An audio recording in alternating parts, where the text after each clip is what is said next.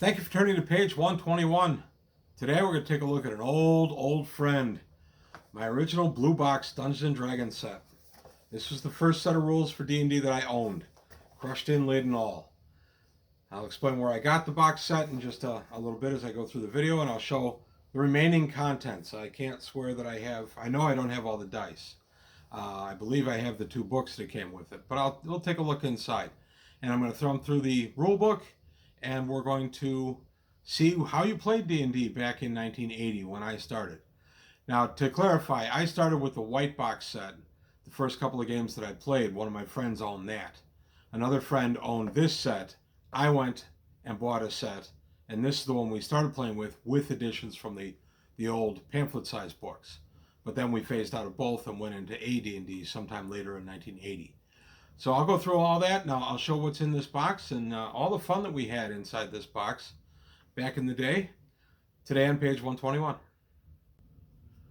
So here we have it, my original rule set for Dungeons & Dragons, the basic set with introductory module from TSR Games. You see the label that says 50 cents. I got this at a used bookstore that used to be in Tinley Park, Illinois, called RNA Books, RNA Paperback Books, I think it was called. I picked this up there right after I played D&D for the first time for the princely sum of 50 cents. I think the original box set went for $12. So here's what you got in the box, here's a picture of the box, the core rulebook, Keep on the Borderlands, which we played the heck out of, and then it tells you about what's in the box. And as you see, my box has seen better days. This guy saw a ton of table play. So there we go. I'll take out the 2 boxes inside. The first is the dungeon. I'm going to move the Keep on the Borderlands out of the way. The first is the Dungeons & Dragons core set, the original adult fantasy role-playing game for 3 or more players from TSR Games. And the copyright on this guy is 1974, 77, 78, and this is a December 79 printing, which makes sense because I picked it up, would have been probably around May or June of 80. So it makes perfect sense that this is a 79 printing. And using the dice or chits, there you go, your information there. And then if you go to the back, you see all the unpunched chits. So there you go. This came with some dice. I do not have all the dice anymore. I have a few samples I'll show in a minute. As my various friends moved on from D&D, I tended to inherit their dice, so I have quite a few sets of dice, or quite a few dice. I only have 20-siders available. I think I have some others in storage around here, but I would have to dig them out, and I'll see if I can find them sometime. So this is written by Gary Gygax and Dave Arneson, edited by Holmes. So this is the famed Holmes edition. There's the preface and forward on the original edition from Gary Gygax, November 1st of 1973. And the table of contents. All the rules are in here. As massive as D&D is now, its 48-page book contained everything that we started with. And it goes, what is Dungeons & Dragons, how to use it, creating characters. What were your stats, 3 to 18? Strength, intelligence, wisdom, constitution, dexterity, and charisma. And then bonuses and penalties. You had some bonuses and penalties based on your prime requisites for your earning experience points and all that fun stuff. Adjusting ability scores. It's possible to raise a character's scores in a prime requisite by lowering the scores of some other abilities. So basically, if you traded magic users and clerics and reduce their strength scores by 3 points and add 1 to their prime requisite for every 3. So essentially, a magic user could drop his strength down from, say, a 12 to a 9, and he could add 1 to his intelligence. And a cleric could do the same thing for his wisdom. Fighting men, halflings, and dwarves can reduce their wisdom by 3 points, and magic users reduce it by 2 to gain 2 for their prime requisite.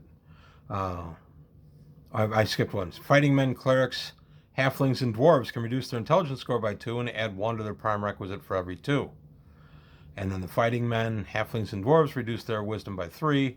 Magic users reduce it by 2 to gain 1 point to a prime requisite. Thieves can raise their dexterity score by lowering intelligence 2 points and wisdom 1 point to gain an additional point of dexterity. Constitution and charisma cannot be altered, and dexterity cannot be reduced. In no case can any ability be lowered below 9. So it's pretty strict rules right there. So here are your classes. Fighting men. Magic users, they are users of magic. I'm glad they didn't call them wizards, by the way. Clerics, thieves, dwarves, elves, halflings. I think this is outstanding. They're not fighters. They are, yeah, it's humans. Yeah, they are their own class. Way back in the day. Cost of equipment and weapons. Additional character classes. And it says, let me see what it says there. I have not paged through this book. I probably haven't opened this book in at least 35 years. Subclasses of the 4 basic. They are paladins and rangers for fighting men, illusionists and witches for magic users, monks and druids for clerics, and assassins for thieves. There are half-elves. Special characteristics for dwarven, elven, and halfling thieves are given. In addition, rules for characters who possess the rare talent of psionic ability are detailed. At the Dungeon Master's discretion, a character can be anything his or her player wants them to be. Wow. That's really cool. Both fighting men and magic users as well as... Wow. The races were character classes. That's really cool. Number of characters. How many you can have in. Non-player characters. That was a new concept to us. Character alignment. And here's our alignment chart. Lawful good would include unicorns and blink dogs. Just plain good. Chaotic good would be brass dragon and elf. Chaos. Neutral or chaotic evil would be bugbear and chimera. Just plain evil. Lawful evil would be a specter or a gargoyle, and then the plane of law. So that was our alignments. We did not play alignments for about the first year or so that I played D&D. And I've done a video on that and how basically alignments kept me from quitting D&D. Too many of our games devolved into attacking each other to gain the treasure that players had gained throughout the course of the game. I was a DM a lot, but I played a lot too. And honestly, I did it a couple of times in the early go, but I got tired of it fast. And as a DM, I saw that this is just a way to unravel the game. And then we got into AD&D and we embraced alignments, and I've never looked back. I know now there's a big push against alignments. I think they were important in D&D. So then we take a look at time and movement in the dungeon, encumbrance, light. Elves and dwarves can see 60 feet in the dark, as can all monsters. And this term embraces all the evil characters of the Dungeon Master, but humans and halflings will need artificial light or reduce speed by half. Magic swords and some staves shed light. Uh-oh, Tolkien's looking. Trapdoors, secret doors, surprises, wandering monsters. Lived and died by these wandering monster tables. We would roll. I have specially marked dungeon or 6-sided dice that have a monster where the 1 would be. If the monster came up, then we would roll on this table, and then there'd be a big fight in the hallway. And then because there was a fight in the hallway, we'd roll on the monster table again to see if we attracted more monsters, and so on and so forth. So here are wandering, hostile and friendly reaction table, experience points and experience levels, how to go up in level, and how to calculate experience points.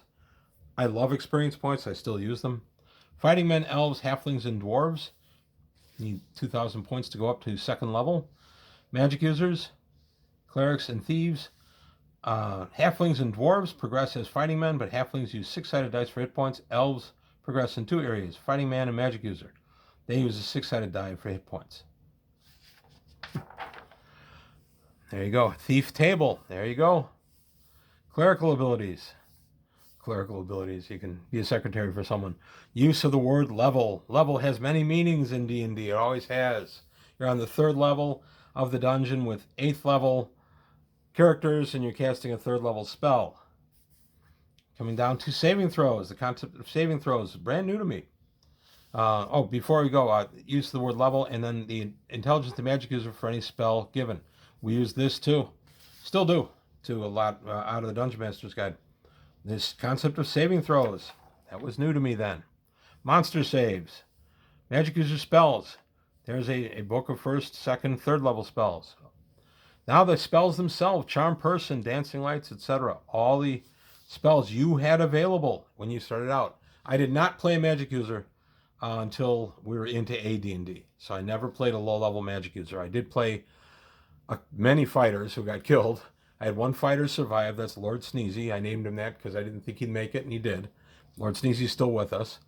I had one thief at least, and I had a couple of dwarves.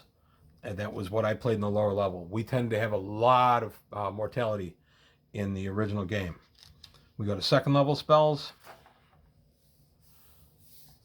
Third level. Wow, this is really cool. And now we go to cleric spells. Cure Light Wounds is right there. Second level spell. Cure Light Wounds did what?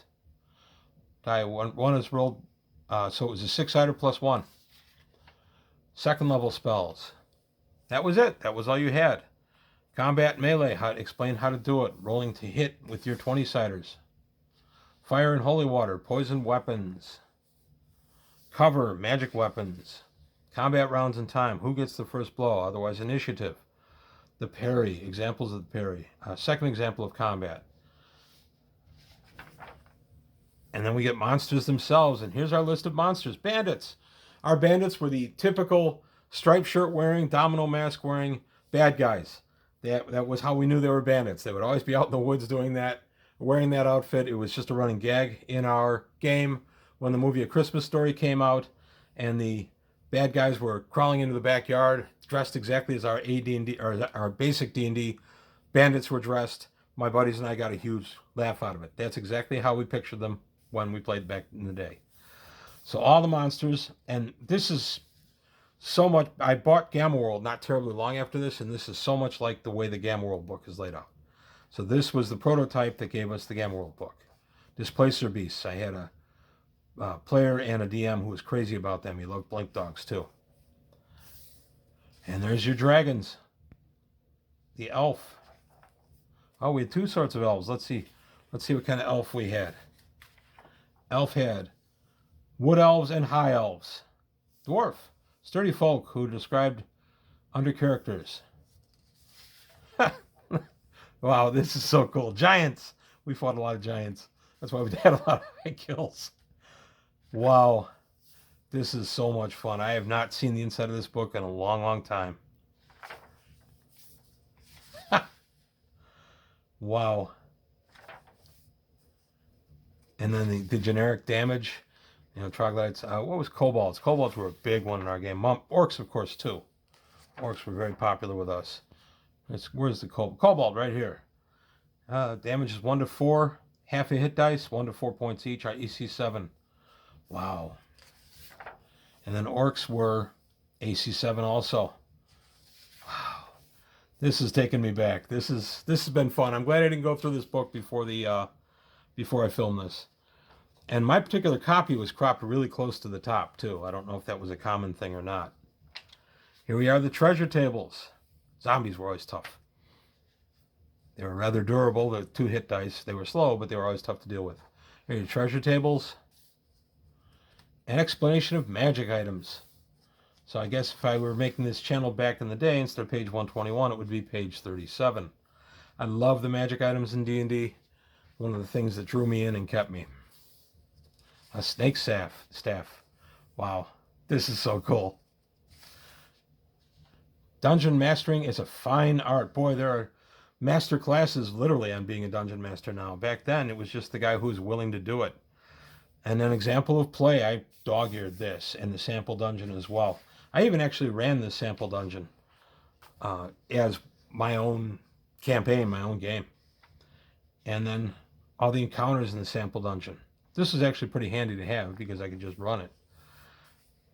And even my players had read it because they had the core rulebook. I could just change it around a little bit, even as a novice DM. And there we go about the editor. The editor of this booklet, Dr. J. Eric Holmes, an associate professor of neurology at the University of Southern California School of Medicine. In addition, he's a devoted Dungeons & Dragons player whose background as a writer eminently qualifies him to prepare works such as this one. In addition to authoring a college-level textbook in his own field, Dr. Holmes has also completed 2 novels in the area of fantasy literature. His versatility is further demonstrated by his valuable works on this volume for basic Dungeons & Dragons. So this is the Holmes edition.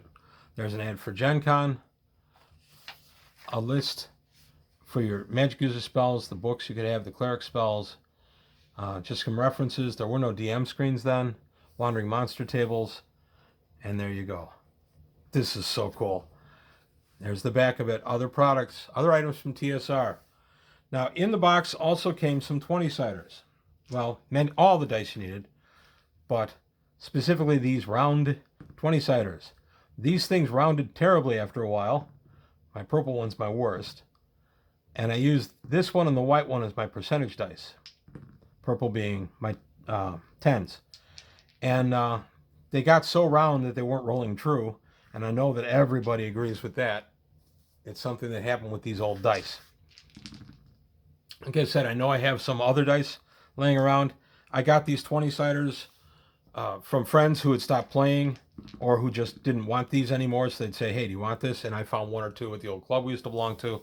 Find it on the floor. Hey, is this anybody's? Nobody would own it. I just throw it in my bag. So the other thing you got in the box is the Keep on the Borderlands. I have run this adventure I don't know how many times. I ran this a ton because it was the one that came in the box set. I am not going to look at it in this video. Oh, boo, hiss. Because I don't want this video to be another 20 minutes long. I will take a look at this in detail on the channel sometime down the line. I love this adventure. This was so much fun, and there's so many memories. This, too, is another adventure I haven't read. It's only been about 20 years for this one.